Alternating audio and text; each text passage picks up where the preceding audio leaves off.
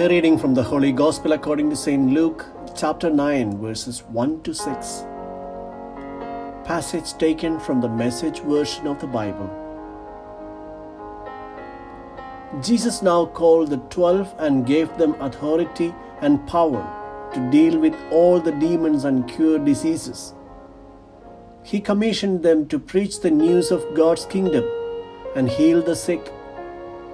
He said, "Don't load yourself up with equipment. Keep it simple. You are the equipment, and no luxury inns. Get a modest place and be content there until you leave. If you are not welcomed, leave the town. Don't make a scene. Shrug your shoulders and move on." Commissioned, they left. They traveled from town to town, telling the latest news of God, the message, and curing people everywhere they went. The Gospel of the Lord.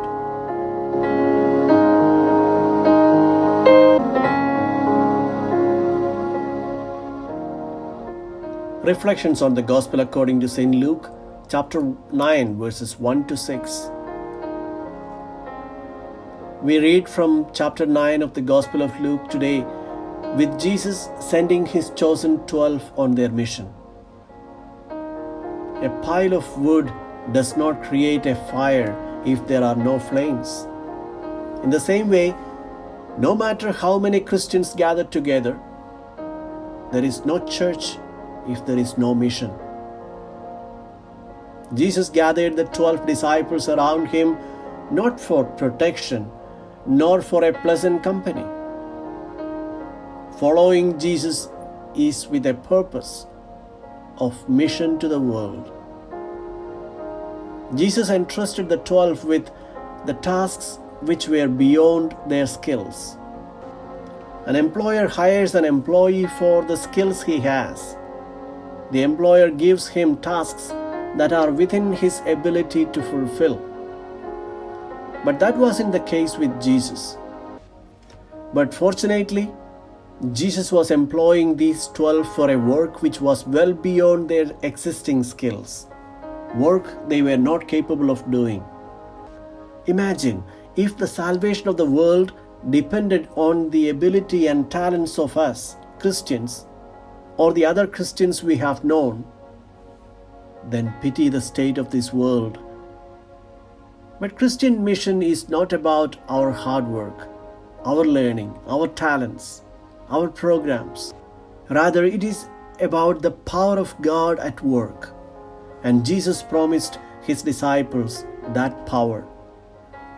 The 12 were tasked with a fourfold mission: to drive out demons, that is, to set people free spiritually, and to cure diseases, that is, to set people free physically, and to proclaim the kingdom of God beyond the boundaries of a place, a territory, or an organization, and to heal the sick. Entrusting the disciples with this task also meant that they were to go and find people in need, to visit people in their towns, heal the sick, preach the kingdom, and be his apostles to them.